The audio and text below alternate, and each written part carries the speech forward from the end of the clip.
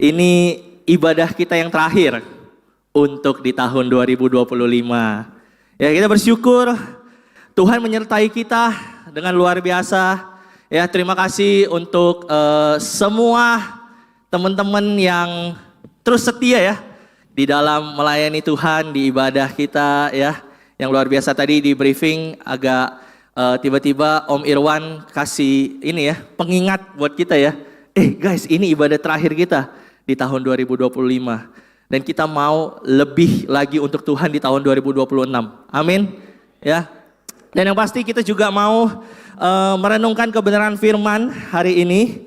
Ya, biarlah firman Tuhan hari ini juga bisa menjadi berkat dan kekuatan ya bagi kita untuk mengakhiri tahun 2025, tapi juga menjadi bekal untuk kita di tahun 2026. Ya, mari kita sama-sama bersatu di dalam doa. Tuhan, Engkau Allah yang begitu baik Tuhan. Engkau Allah yang terus menyertai kami Tuhan, apapun keadaan kami Tuhan. Dan Engkau terus menuntun kami Tuhan dari sehari ke sehari Tuhan. Dan Engkau terus ada bersama-sama dengan kami. Menjadi penuntun bagi hidup kami lewat kebenaran firman-Mu Tuhan. Bahkan lewat komunitas Tuhan. Lewat gereja Tuhan. Lewat orang-orang yang cinta akan Engkau Tuhan. Tuhan, bantu hamba-Mu Tuhan hari ini. Biarlah Tuhan, firman Tuhan yang hamba-Mu bagikan hari ini Tuhan, hanya datang daripada kebenaran Engkau saja Tuhan. Dan biarlah Tuhan kami semua Tuhan hari ini bisa sama-sama belajar tentang kebenaran firman Tuhan. Dan firman Tuhan ini hidup, mengakar Tuhan, bahkan mempertobatkan kami dari sehari ke sehari Tuhan. Kau yang berkati untuk kebenaran firman Tuhan hari ini Tuhan, hanya di dalam nama anak-Mu Tuhan, Yesus Kristus, kami berdoa dan mengucap syukur. Haleluya. Amin. Oke, kita kembali ke tema. Ya, setelah kita bernatal-natalan, kita mau menutup udah berapa kali ibadah Natal yang Bapak Ibu Saudara-saudari lewati? Kayaknya banyak banget ya. Jadi semua jenis daging udah dicobain kayaknya ya. Semua jenis sayuran dan masakan kita sudah nikmatin ya, Bapak Ibu Saudara-saudari ya. Kalau anak-anak youth ya, kita pergi ya mengambil sebuah kesempatan di mana kita libur, tidak kerja, tidak kuliah, dan kita bisa hang out ya. Aku rasa Bapak Ibu Saudara-saudari juga melakukan itu ya. Dan juga berarti yang hari ini datang belum pergi liburan ya. Belum kemana-mana. Tapi kita datang ke sini pastinya bertemu saudara-saudari happy ya. Karena kita bisa kembali membagikan banyak kabar baik hari ini. Dan aku izin kita untuk nih pertanyaannya, liburan enaknya sih kemana ya? Liburan akhir tahun ini enaknya kemana ya? Aktivitas apa yang mungkin kita bisa lakukan ya?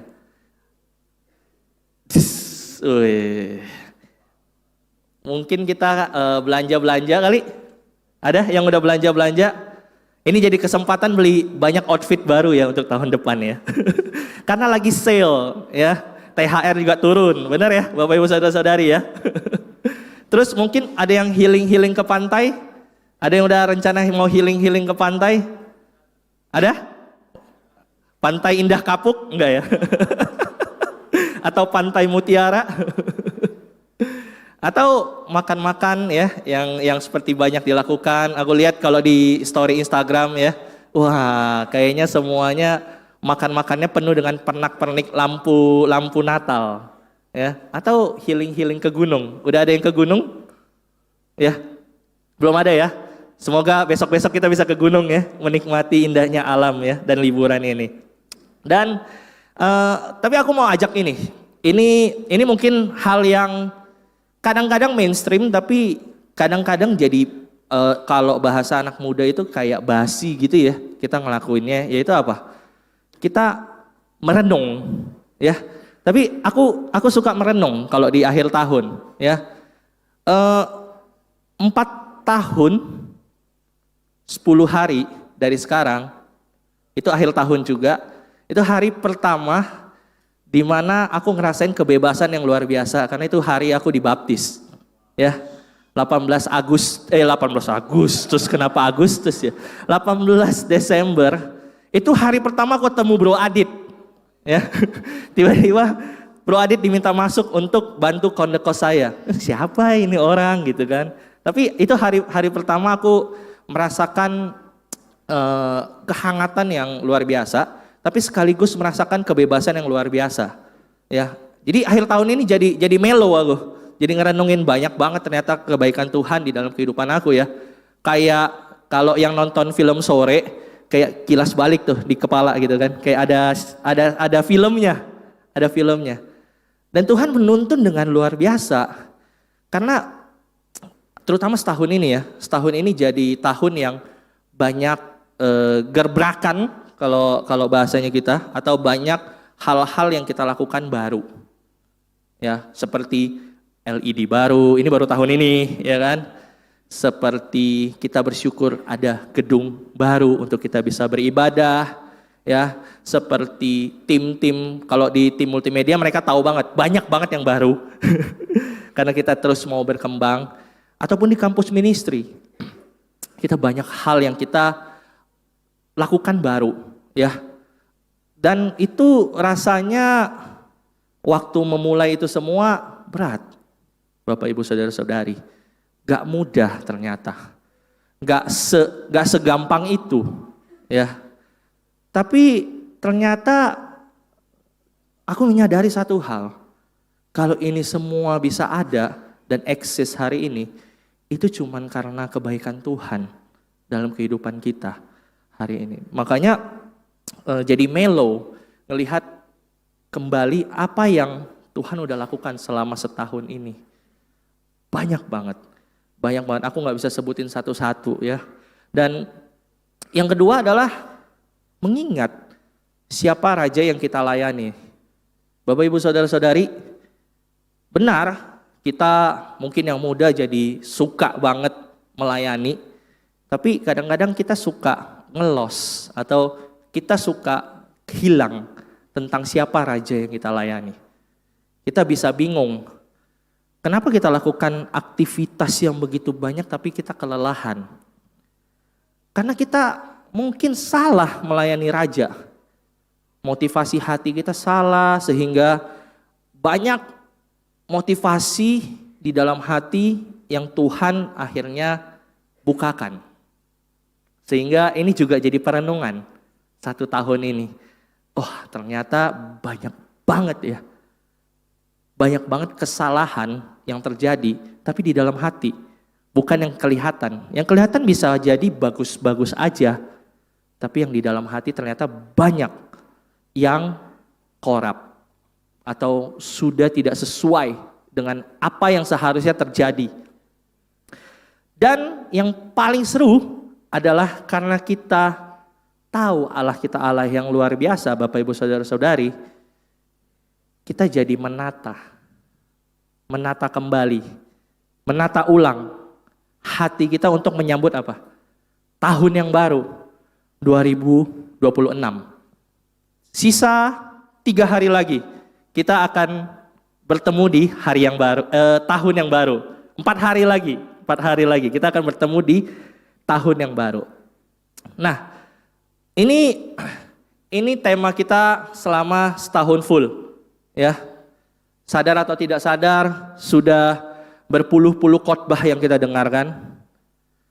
Sudah berpuluh-puluh leaders meeting atau training atau saat teduh yang kita jalanin selama 365 hari. Banyak banget yang kita sudah renungkan dari kebenaran firman. Kalau ingat tema besar kita di tahun 2025 adalah kagum, amaze. Pertanyaannya waktu aku ngerenungin ini adalah, aku makin amazed gak ya sama Tuhan, Bapak Ibu Saudara-saudari. Banyak loh yang dilewatin. Ini bikin aku makin kagum gak ya sama Tuhan, atau bikin aku kehilangan Tuhan di dalam hati aku. Ya, tahun 2025 diwarnai oleh banyak hal. pastinya ada tantangan. Pastinya juga ada kemenangan. Kita bersyukur banyak kemenangan tahun ini. Ya, salah satu kemenangan terbanyak kita bisa syukuri adalah tahun ini, Bapak Ibu Saudara-saudari. Dan pastinya banyak sekali proses pertumbuhan rohani. Ya, aku terharu waktu membayangkan, terutama kalau di ministrinya yang aku sendiri terlibat di sana ya, terharu lihat orang-orang diubahkan. Ya, dari yang tadinya bingung tentang tujuan hidup, tiba-tiba berdiri memimpin dengan gagah, punya visi untuk kerajaan Tuhan, menjalani panggilan Tuhan di kampusnya, ya, di tempat tinggalnya, bahkan memenangkan banyak orang lewat kesaksian hidupnya. Ya, aku terharu lihat bagaimana teman-teman di dalam multimedia terus mau berkembang, bikin kesalahan, deg-degan, banyak ketakutan, tapi terus dimurnikan hatinya, Bapak Ibu Saudara-saudari. Dan inilah warna yang terus ada di dalam tahun 2025. Namun ada satu hal yang pasti di sini, Raja kita itu tetap datang dan memerintah. Dan inilah yang kita mau sama-sama renungkan hari ini. Karena untuk pemahaman kita secara dunia, ya, harusnya setiap hal yang kita gagal lakukan, harusnya ada punishment-nya, ada hukumannya, ada hal yang kita akan terima. Tapi Tuhan itu, Raja yang kita mau sama-sama renungkan ini setia dan adil, dan juga lembut. Dan itu yang kita mau sama-sama belajar, Bapak Ibu Saudara-saudari. Ya,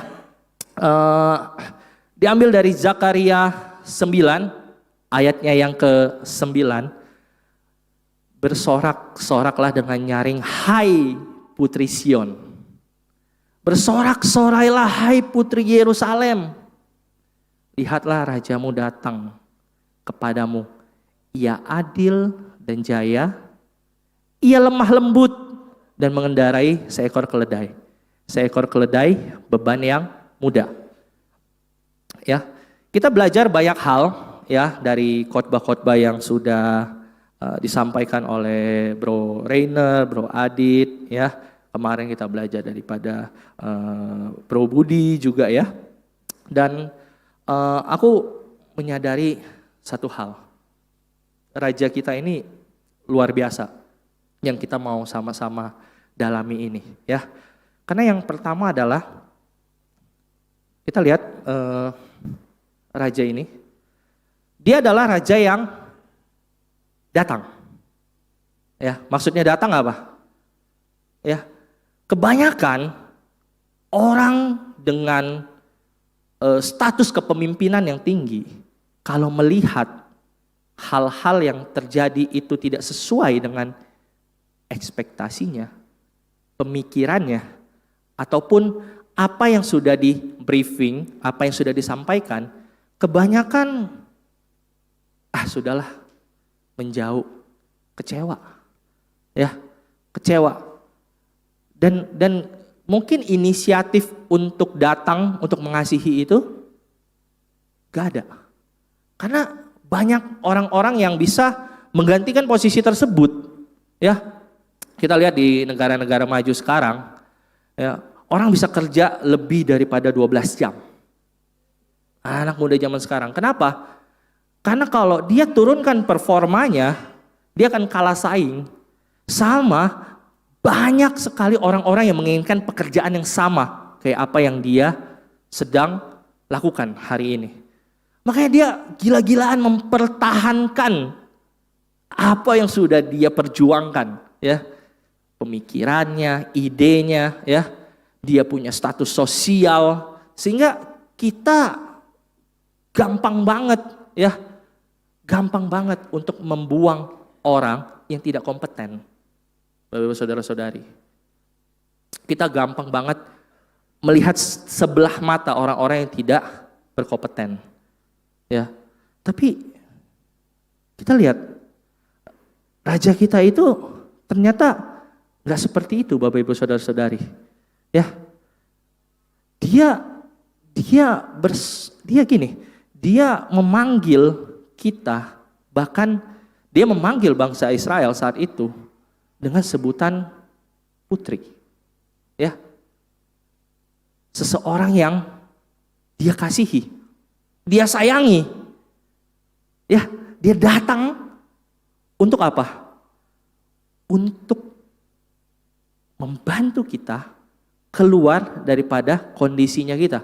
Sekarang gini, siapa sih yang kalau kita sudah melakukan kesalahan berkali-kali masih datang untuk memberikan kita kasih, mengeluarkan kita dari jebakan tersebut, mengeluarkan kita dari jebakan kemalasan kita atau dosa-dosa kita? Gak banyak, Bapak Ibu Saudara-saudari. Gak banyak yang mau datang dengan sengaja, inisiatif nih, aktif, proaktif untuk membantu kita keluar daripada kondisi kita. Gak banyak. Tapi kita bisa lihat kekonsistenan Allah. Kekonsistenan Allah di dalam kehidupan kita. Sampai hari ini loh. Sampai hari ini.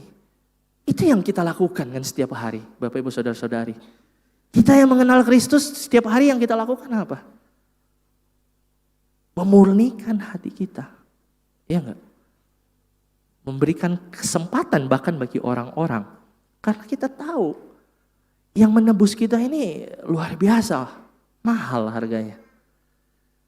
Ini adalah seorang raja yang nyamperin kita di tengah kebobrokan kita. Ya, logika manusia, bangsa yang terus berkhianat pantas untuk ditinggalkan. Namun Allah berkata apa? Kembalilah. Kembalilah kepadaku.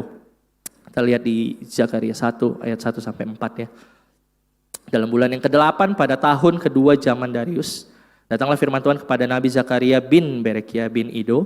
Bunyinya, sangat murka Allah atas nenek moyangmu, sebab itu katakanlah kepada mereka. Dia meminta Zakaria untuk menyampaikan ini. Beginilah firman Tuhan semesta alam, kembalilah kepadaku. Demikian firman Tuhan semesta alam, maka aku pun akan kembali kepadamu, firman Tuhan semesta alam. Janganlah kamu seperti nenek moyangmu yang kepadanya para nabi yang dahulu telah menyerukan demikian.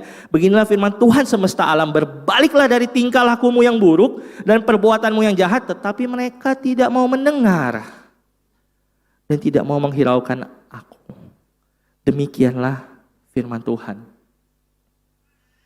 Ini adalah raja yang meminta kita kembali. Waktu kita justru lagi tidak baik-baik saja. Ya, Zakaria ini nggak ditulis untuk umat yang sedang on fire ya. Ini kan kita tahu kemarin sudah dibahas ya. Ini lagi setengah taat ya, entah taat atau apa nggak tahu ya. Tapi kondisinya lagi nggak baik-baik saja, Bapak Ibu Saudara-saudari. Banyak hal yang dilakukan ya, mengalami kelelahan, mengalami apa lagi? Banyak banget komprominya, ya. Makanya sampai kalau di Hagai ya, mereka diminta untuk kembali membangun apa? Bait Allah, karena mereka sibuk membangun rumah mereka masing-masing. Sibuk membangun apa? Mungkin membangun karir, mungkin membangun apa? Prestasi dalam pendidikan. Mungkin sibuk membangun apa? Reputasi. Sibuk membangun apa? Sosial media kalau di zaman sekarang. Kita bisa habiskan waktu berjam-jam belajar tentang sosial media, tapi gak benar-benar belajar tentang hati kita. Kita bisa habiskan waktu yang banyak banget untuk belajar tentang kebenaran-kebenaran yang lain di luar kebenaran Tuhan. Dan wajar kita jadi merasa apa? Ya udahlah segini aja udah cukup kalau untuk Tuhan. Segini aja. Kita nggak perlu melakukan hal yang lebih lagi untuk Tuhan. Kalau enggak nanti gue kalah saing. Nanti aku kalah saing sama orang-orang yang effortnya lebih daripada aku. Dan aku akan kehilangan kesempatan untuk bisa bersaing di marketplace. Aku akan kehilangan kesempatan untuk bisa bersaing di dalam pendidikan dan lain sebagainya dan lain sebagainya. Ini kan kekhawatiran yang kita punya, Bapak Saudara-saudara. Dan ini juga dipunyai. Tapi apa yang Allah katakan?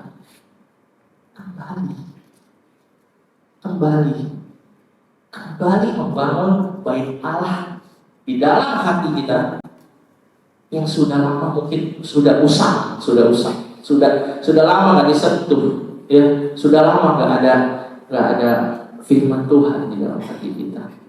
Mungkin kehidupan doa kita juga udah nggak sedalam itu, Bapak Ibu Saudara-saudara. Mungkin kehidupan penggalian firman kita ya sebatas kita mau baca dan ya udah, kita nggak renungkan itu secara dalam. Tapi kalau kita ngomongin tentang apa? Tentang saham, kita dalamin sedalam-dalamnya. Kalau kita ngomongin tentang apa? Tentang sosial media yang bisa mendatangkan uang, kita dalamin sedalam-dalamnya. Ini yang hari ini jadi saingan gitu loh buat Tuhan. Dan ini yang terus-menerus menggerus hati kita untuk terus jauh daripada Tuhan. Ya, dan justru kondisi itulah Tuhan datang. Bukan untuk menghakimi kita, bukan. Kata kembali itu halus bagi saudara-saudari. Kata kembali itu seperti kamu punya rumah tempat kamu bisa pulang. Di tengah justru kelelahan, di tengah semua kelalaian, itu punya tempat untuk bisa pulang kembali.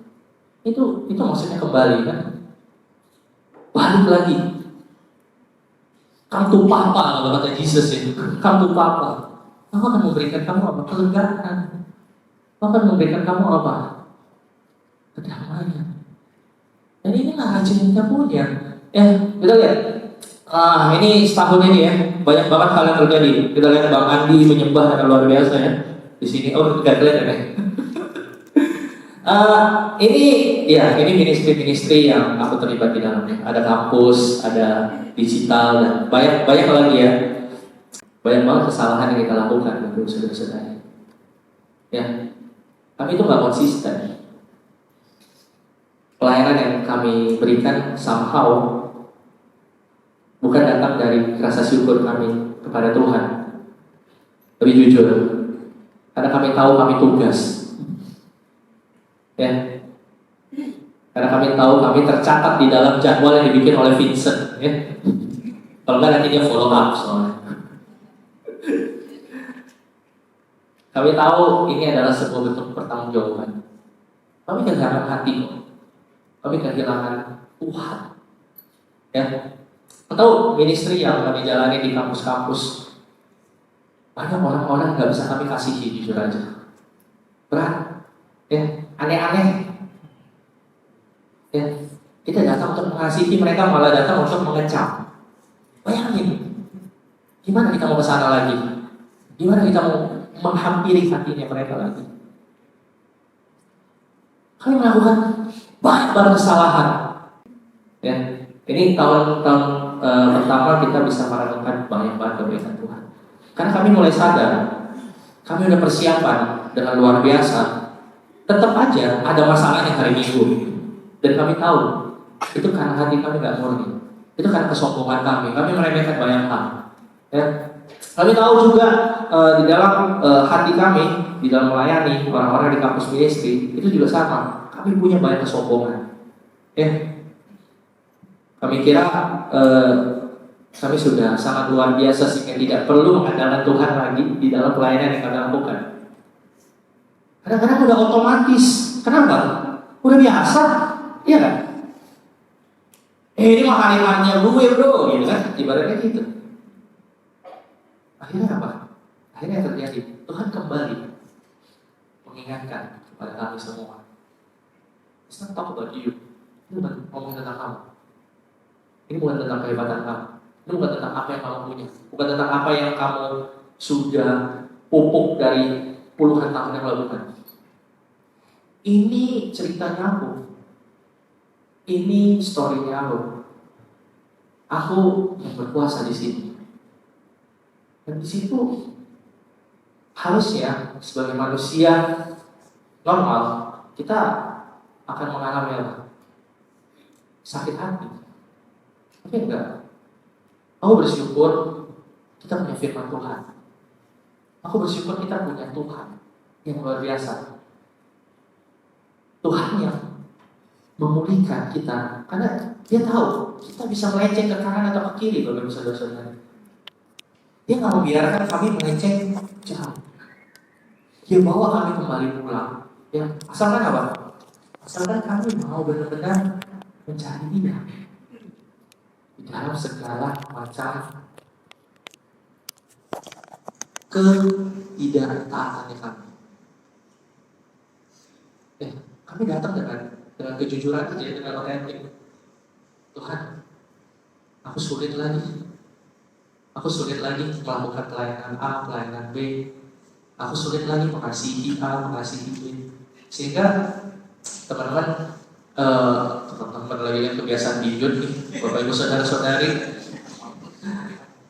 kita teman-teman ya. Kita sadari bahwa ternyata ya Tuhan yang berdaulat. Tuhan yang berdaulat atas semua hal yang kita lakukan di tahun 2025 ini. Ya, gak ada satupun yang luput daripada penglihatannya Dia, termasuk motivasi hatinya kami. Sehingga kami, jujur aja, kami merasa sangat dikasihi oleh Tuhan. Itu yang bikin aku waktu merenungkan ayat ini ya, Tuhan datang. Tuhan datang. Tuhan dalam kondisi kita lagi perform well gitu loh. Lagi bobrok-bobrok ya. Tuhan datang. Ya, soalnya kalau kita lagi perform well biasanya kita nggak cari Tuhan, Bapak Ibu Saudara-saudari. Dan kita kehilangan makna Tuhan itu, ya. Meskipun kami sering kali ini ya menggerutu, mengeluh, tidak sabaran, nggak benar secara hati, melakukan bahkan mengulang kesalahan yang sama.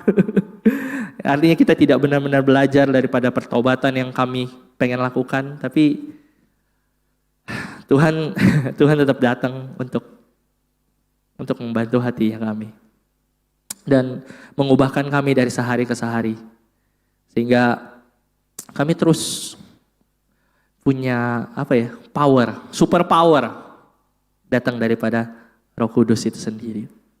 Ya, yang kedua di ayat ini dia menyatakan bahwa raja yang akan datang ini, ya, raja yang sudah datang bahkan, ini adalah yang lembut, yang selalu mengingatkan, ya, bisa aja kok, bisa aja. Tuhan petir aja udah gitu kan, kita terus gitu kan, selesai. Jadi yang kiri kanannya kapok gitu ya, nggak mau bikin dosa lagi, bisa aja. Tapi bukan itu yang Dia lakukan. Yang Dia lakukan adalah apa? Dia tetap menegur, ya, kita bisa baca nanti di banyak bagian di Zakaria. Dia tetap menuntut kita di dalam pertobatan kita. Dia tetap memurnikan kita lewat api kalau di sini ya. Artinya kita mengasah satu dengan yang lain. Dia tetap membantu kita. Tapi sebenarnya banyak banget pilihan cara yang bisa dilakukan oleh Tuhan, tapi Dia tidak memilih cara itu. Ya. Dia Dia nggak satir ya, kayak bilang terusin aja tuh kesombongan lu. Terusin aja itu hal-hal yang kamu lakukan buruk. Terusin aja dosa-dosamu. Terusin aja semua yang kamu lakukan dan tidak menganggap aku ada. Enggak. Dia datang menyelinap ke dalam hati kita, membongkar motivasi hati kita. Ini hal yang gak gampang loh itu dilakukan. Ini tuh cuman kasih yang luar biasa yang bisa mampu membongkar motivasi hati kita, ya, menyingkapkan hati kita. Tapi yang aku paling suka ya, terutama karena punya jemaat hari ini ya, melatih ulang karakter. Karakter ini nggak bisa diubah dalam sehari, Bapak Saudara-saudari, ya. Aku dari dulu tahu kalau aku sombong, tahu kok. Cuman gak bisa diubah dalam sehari masalahnya Bapak Ibu Saudara-saudari. Mesti orang ngomong berkali-kali, kasih teguran, kasih pemahaman. Mungkin perlu dikasih presentasi lama-lama ya. Untuk menyingkap bahwa banyak banget kebobrokan yang ada di dalam hati. Sehingga kadang-kadang kita nggak mengandalkan Tuhan.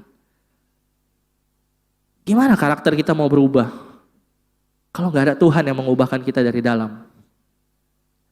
Ini Tuhan yang luar biasa. Karena cara dia mengubahkan itu beda sama orang-orang.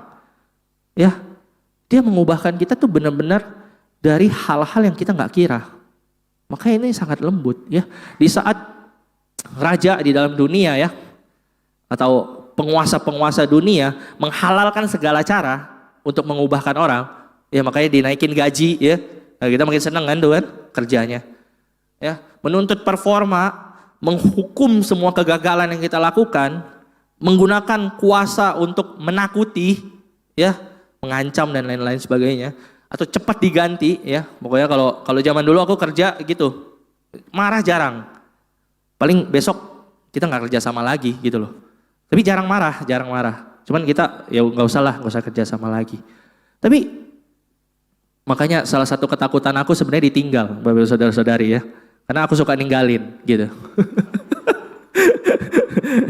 itu dosa ya. Dosa yang terus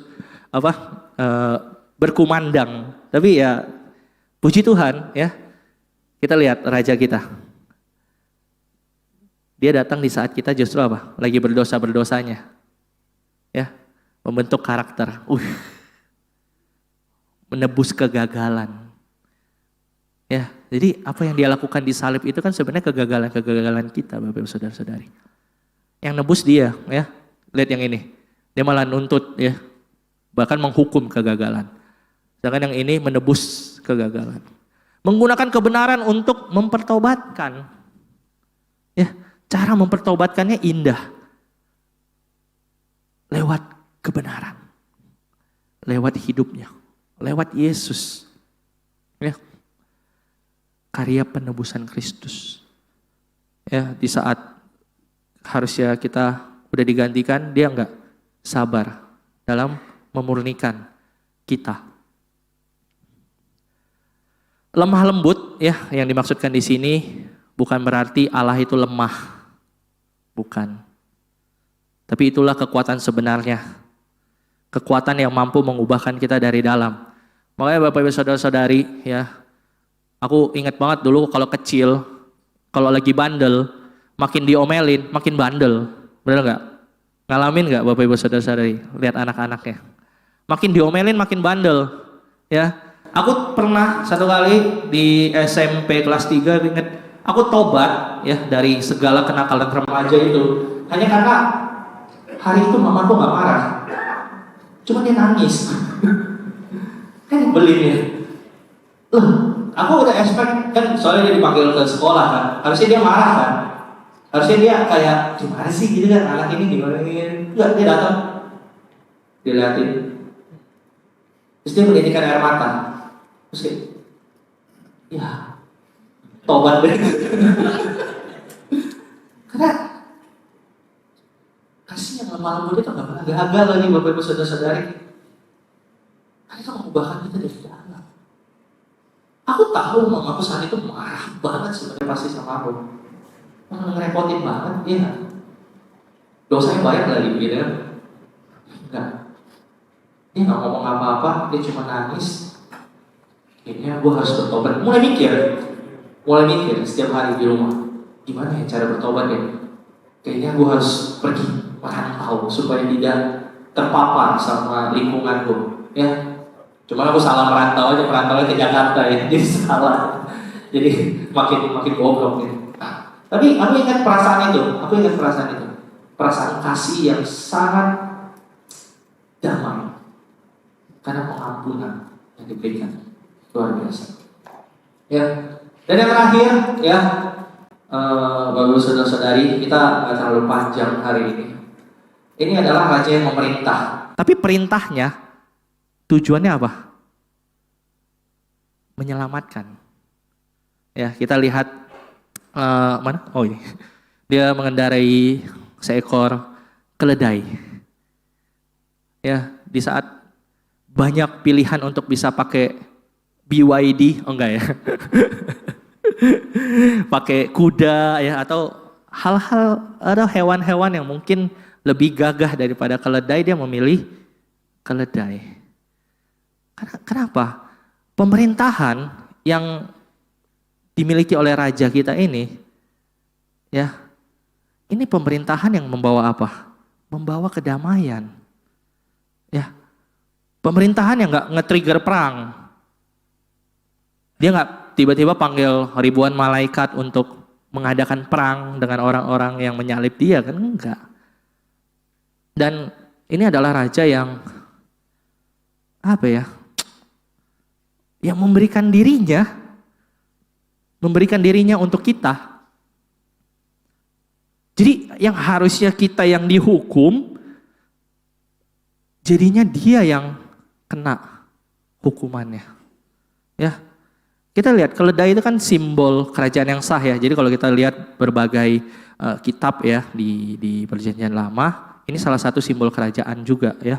Jadi ada keledai, tapi ada juga kuda ya. Biasa kalau mereka mau menyatakan perang, naiknya kuda. Cuma biasa kalau mau menyatakan kedamaian, biasanya naiknya keledai ya. Terus apa? Lambang kerendahan hati, kelembutan. Dan inilah raja yang memerintah kita untuk apa? Menyelamatkan ya. Keselamatan yang dimaksud ialah bagaimana Allah membukakan jalan bagi orang-orang yang tersesat. Ini keselamatan yang dimaksud. Kebanyakan orang salah berpikir tentang keselamatan ini, ya. Bahkan kita lihat ya. Oke. Ini di Yohanes 12 ayat 13 sampai 16. Mereka mengambil daun palem ya dan pergi menyongsong dia sambil berseru-seru. Hosana, diberkatilah dia yang datang dalam nama Tuhan, Raja Israel. Yesus menemukan seekor keledai, seekor keledai muda, lalu ia naik ke atasnya seperti ada tertulis, "Jangan takut hai putri Sion." Ya, kita lihat ya, ada kesamaan di sini. "Lihatlah rajamu datang, duduk di atas seekor anak keledai." Mula-mula murid-murid Yesus tidak mengerti hal itu. Tetapi sesudah Yesus dimuliakan, teringatlah mereka bahwa nas itu mengenai dia dan bahwa mereka telah melakukan juga untuk dia. Kita gini, apa yang seringkali dipahami orang tentang keselamatan adalah ketika kita dikeluarkan daripada zona-zona yang bikin kita menderita. Ya, kita kira Tuhan menyelamatkan kita dari perekonomian kita. Kita kira Tuhan menyelamatkan kita dari apa? Hal-hal yang sifatnya duniawi. Enggak, yang dia lagi selamatin apa sih sebenarnya? Yang dia selamatin adalah dari perbudakan dosa. Dari perbudakan dosa. Dan banyak banget orang yang salah mengira tentang ini, Bapak Ibu Saudara-saudari. Banyak banget. Bahkan mereka yang menyebut Raja Israel itu, ya, kita tahu setelah itu adalah orang-orang yang apa? Yang berkata salibkan dia. Ini orang yang sama, Bapak Saudara-saudari.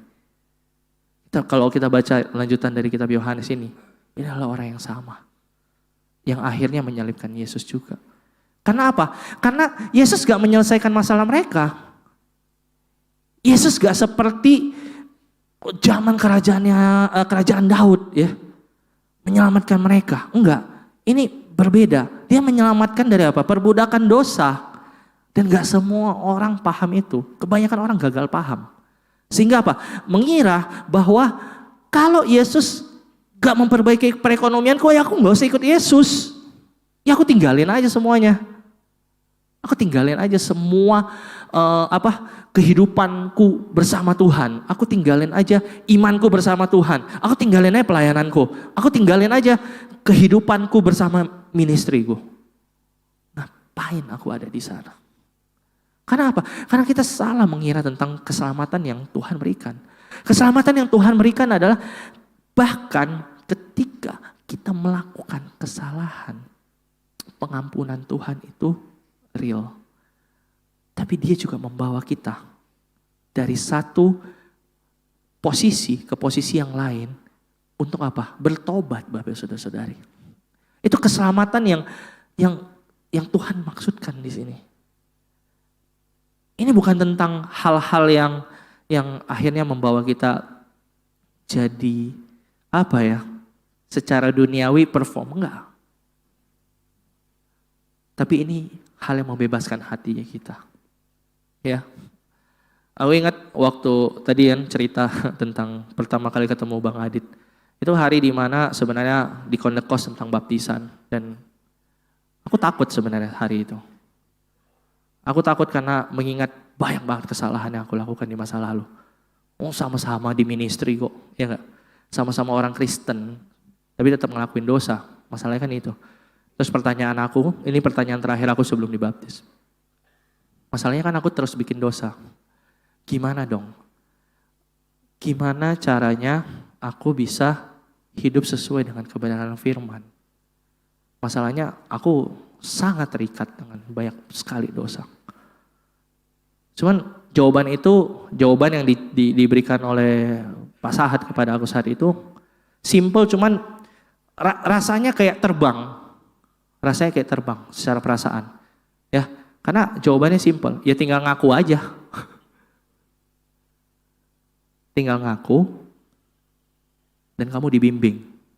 Pertanyaannya dibalikin ke aku, kamu mau gak dibimbing? Itu membekas, ya, core memory kalau bahasa anak muda zaman sekarang, core memory. Karena ada ya Tuhan yang baik kayak gini ya.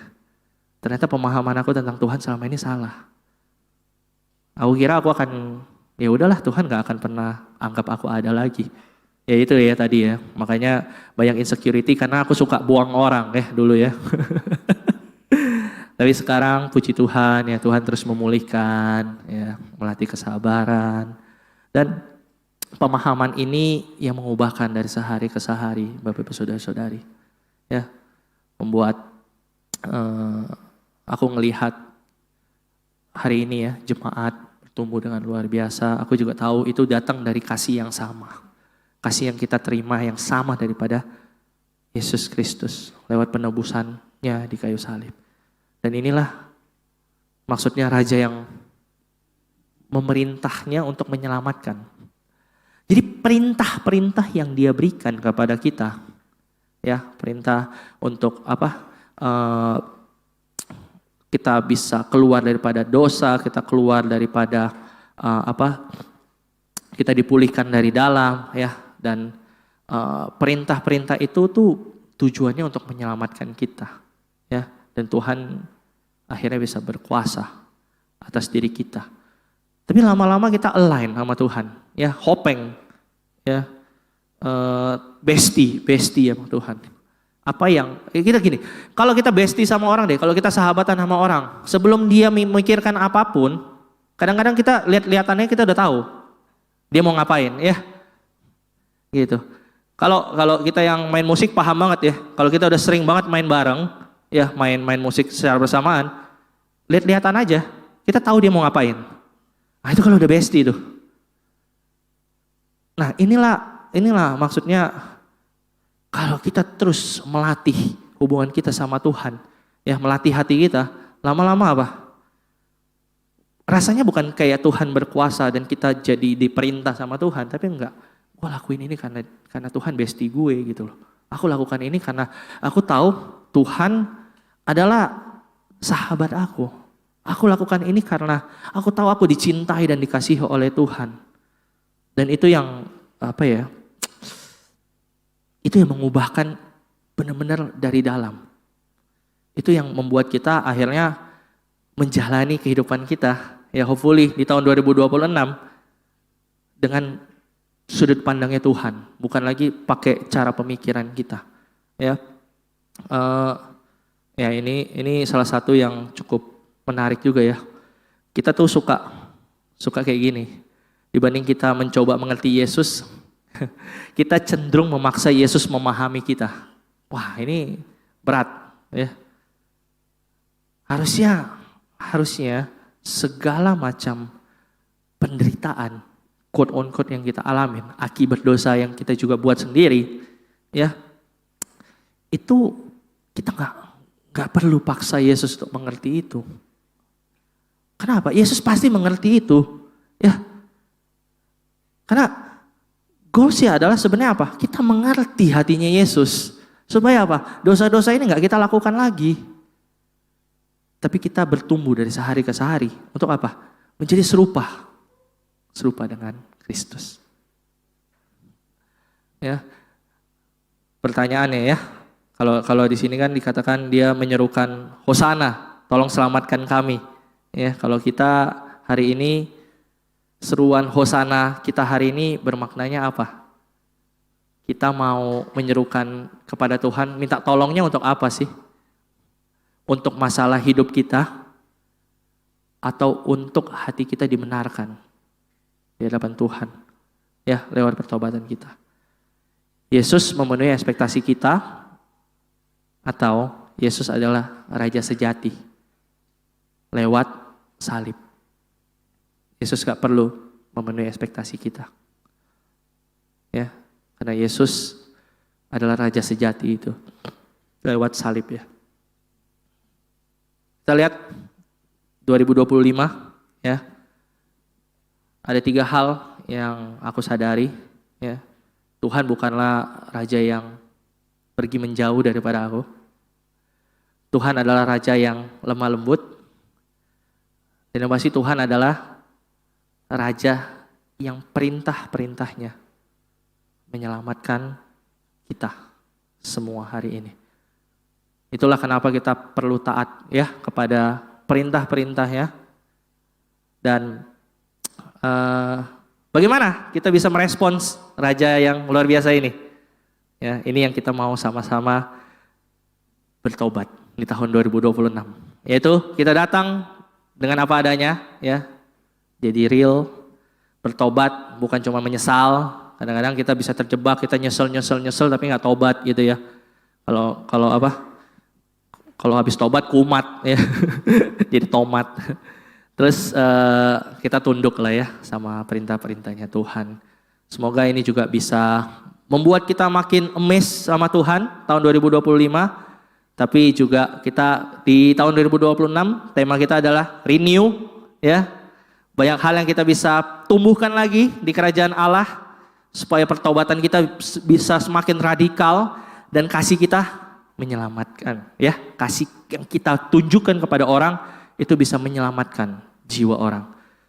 Ya, itu aja yang aku mau share hari ini. Dan setelah itu akan ada seorang sister yang luar biasa dari kampus ministry, ya. Dia adalah sister yang paling senior di kampus ministry. Yang hari ini akan berbagi kepada kita lewat sharingnya tentang salib Kristus. Aku akan bacakan ayat yang menjadi menjadi isi hatinya sister ini di Matius 26 ayat 41 sampai 42. Berjaga-jagalah dan berdoalah. Sebab roh memang penurut tetapi daging lemah. Ya Bapakku, jikalau cawan ini tidak mungkin lalu, kecuali apabila aku meminumnya, jadilah kehendakmu. Kita sambut Sis Rosi.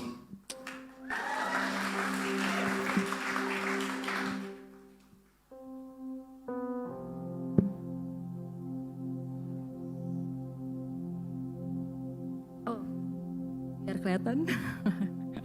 Oke, Shalom brothers and sisters, selamat Natal. Dan semangat menyambut tahun baru sebentar lagi ya.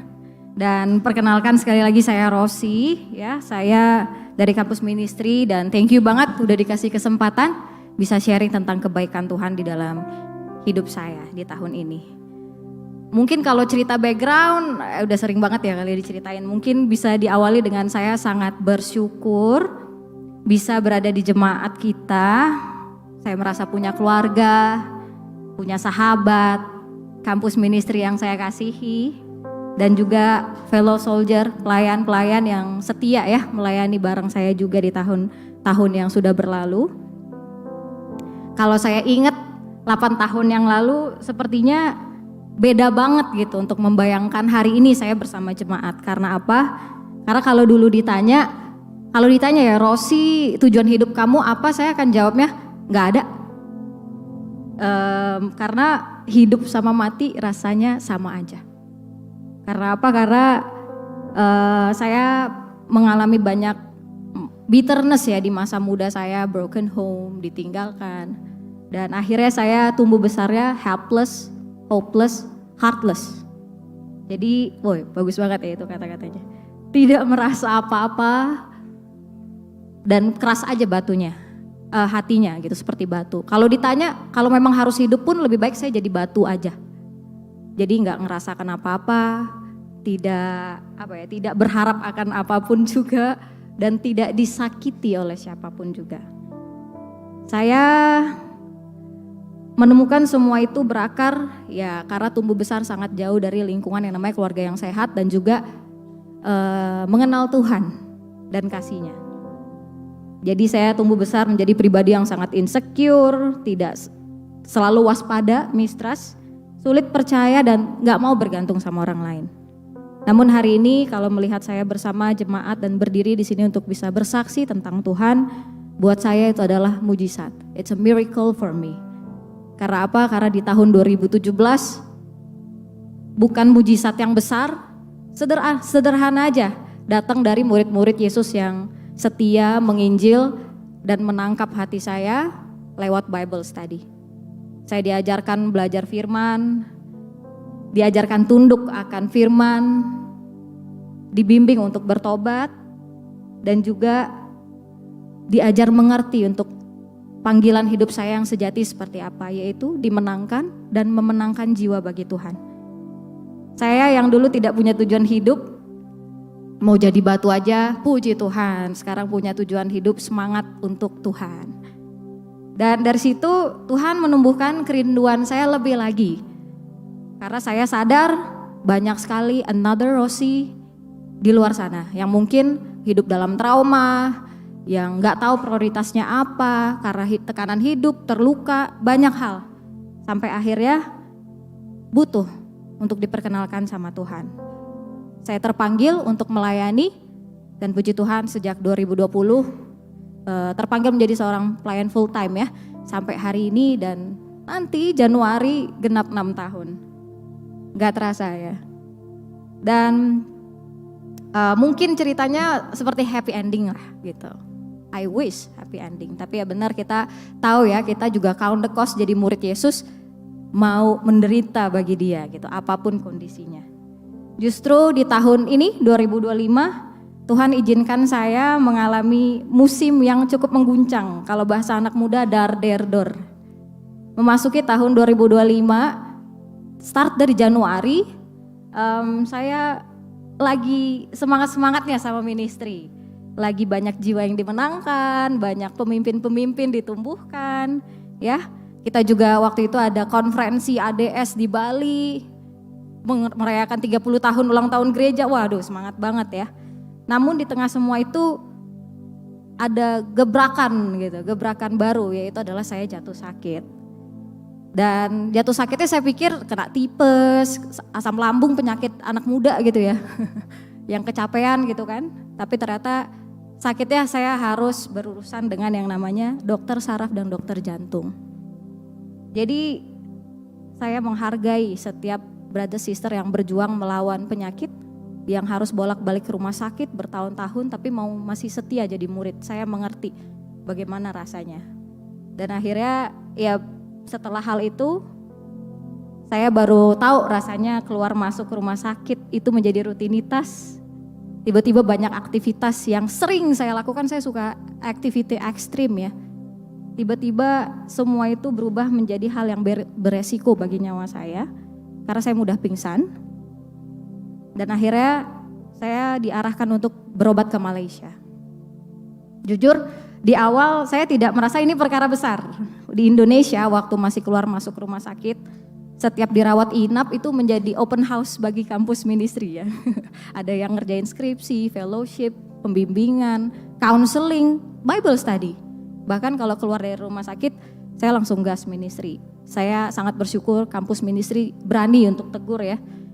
Ingatkan saya untuk istirahat dan bertobat di dalam kesehatan. Namun semuanya itu awalnya saya pikir kayak secara fisik saya menderita, tapi secara roh saya semangat gitu. Masih mau dar-der-dor juga buat Tuhan. Namun semuanya mulai goyang brother sister ketika prosesnya semakin panjang. Yang saya pikirkan waktu itu, waktu saya berangkat ke Kuala Lumpur, saya cuma 3-4 hari aja pikirannya seperti itu. Kenapa? Karena saya mau kejar tunangannya Rainer dan Caca. Udah beli tiket pulang juga lagi. Tapi ternyata dari 3-4 hari yang saya pikir akan di sana, ternyata saya berakhir 18 hari sampai hampir 3 minggu. Dan sebenarnya masih disarankan untuk di sana, tapi saya rasanya mau pulang.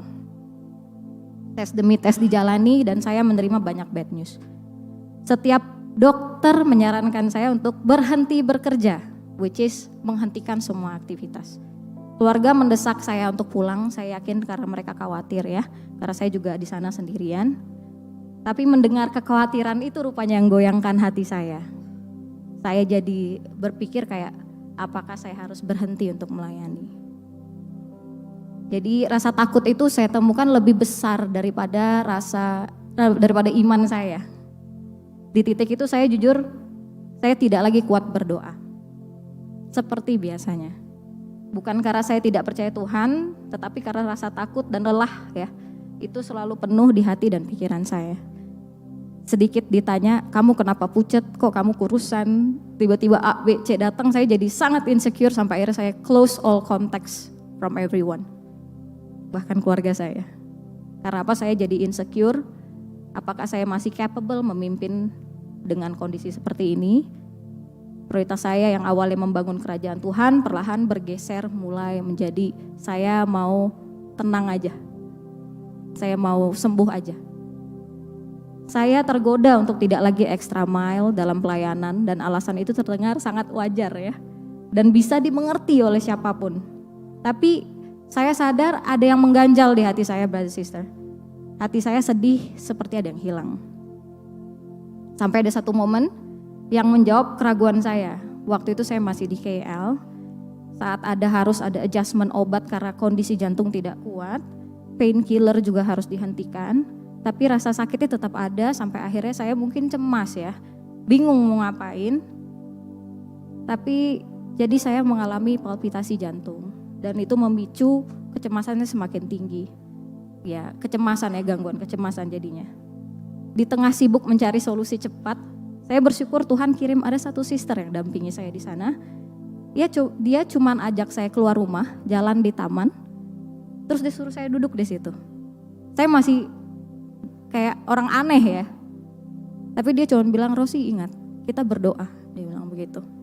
Tapi saya bingung, saya mau doa apa? Mau sebut Tuhan aja susah. Saya waktu itu mau mention Tuhan aja susah. Doa saya waktu itu tidak indah, yang ada cuma ketakutan dan kejujuran. Vulnerable banget ya. Dan jauh di dalam hati saya ada satu kesedihan yang sangat dalam rupanya. Saya sedih ketika semua kondisi mendukung saya untuk berhenti melayani Tuhan. Padahal itu yang buat saya semangat hidup. Ya, di tengah doa yang tidak rapi itu Tuhan selalu punya cara sentuh hati saya. Saya teringat akan kasih-Nya. Tiba-tiba saya ingat semua anak kampus ministry waktu itu. Padahal mereka sering buat saya kesel waktu itu ya. Ada aja gerakannya, tapi ingat semua orang yang kita menangkan, ingat semua orang yang kita sedang kasihi, ingat jemaat, ingat waktu saya dibaptis, ingat waktu saya menjadi murid Yesus. Saya ingat itu semua. Dan akhirnya hal ini ajarkan saya akan satu kebenaran ya. Waktu momen saya lagi berdoa dengan sangat vulnerable itu hanya ada tangisan dan lama ya. Mungkin orang Malaysia at that time bingung ngapain nih orang dikirain sakit mental kali ya. Cuman ya waktu itu saya cuman berdoa di tengah taman gitu. Alkitab tidak pernah menyangkal penderitaan itu yang saya pelajari. Yang Tuhan ubah bukan selalu situasinya, tapi cara saya melihat penderitaan. dan memaknainya.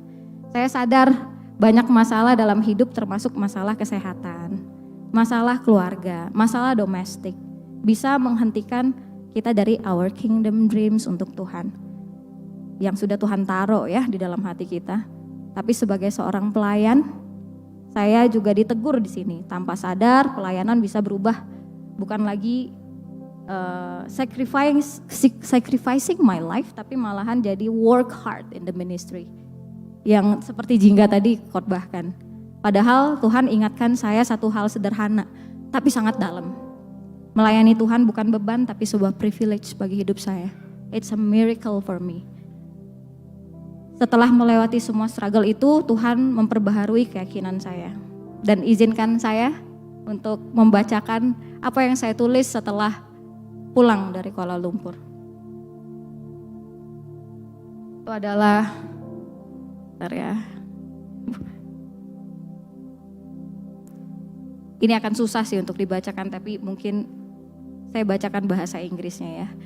Even when my heart and brain were failing me and doctors told me to stop ministry or risk my life, I kept praying. I was scared, helpless and confused, but in that chaos I met God's peace. Prayer didn't change my condition first, it changed my heart. And that's what I realized, His power isn't proven by healing, but by how He holds me when everything falls apart. Di titik itu, saya mengerti iman bukan tentang seberapa cepat Tuhan menyembuhkan, tapi seberapa dekat saya mau tinggal di dalam Tuhan di tengah kelemahan saya. Bukan berarti acuh ya dengan kesehatan, saya harus bertobat dengan kondisi kesehatan saya. Tapi bukan berarti karena rasa takut akan kesehatan membuat saya meninggalkan keyakinan saya untuk melayani Tuhan. Pelayanan bukan tentang tubuh yang sempurna, tetapi tentang hati yang tetap memilih Tuhan. Itulah yang membuat saya ada sampai hari ini. Dan dari proses itu lahirlah keputusan iman yang sangat pribadi bagi saya untuk melawan rasa takut ya. Yaitu adalah I rather be sick but serve God and help people to know Him than be healthy, live in comfort and do nothing. Semua itu membawa saya kembali kepada Yesus di Taman Getsemani saat Ia menghadapi penderitaan di salibnya. Ingat ayat yang waktu Dia di Taman Getsemani dan berdoa, Dia bilang berjaga-jagalah dan berdoalah sebab roh memang penurut tapi daging lemah. Ya Bapakku, jika cawan ini tidak mungkin lalu kecuali apabila aku meminumnya, jadilah kehendak-Mu. Yesus tidak menyangkal rasa takutnya, gak juga menyangkal penderitaannya, tapi Dia memprioritaskan kehendak Bapaknya. Brothers and sisters, mungkin hari ini kita sedang mengalami banyak pergumulan, sulit untuk mengerti rencana Tuhan, frustasi, lelah, ya. Dan kekhawatiran itu mungkin lagi benar-benar besar di pikiran kita. Tapi untuk melangkah satu langkah iman bukan menunggu hidup kita rapih atau semua masalah selesai. Atau nunggu kita kuat dulu. Tapi saya mau ingatkan dan encourage kita semua. Mari kita terus memilih Tuhan jadi prioritas dalam hidup kita. Walaupun di tengah badai hidup. Karena apa?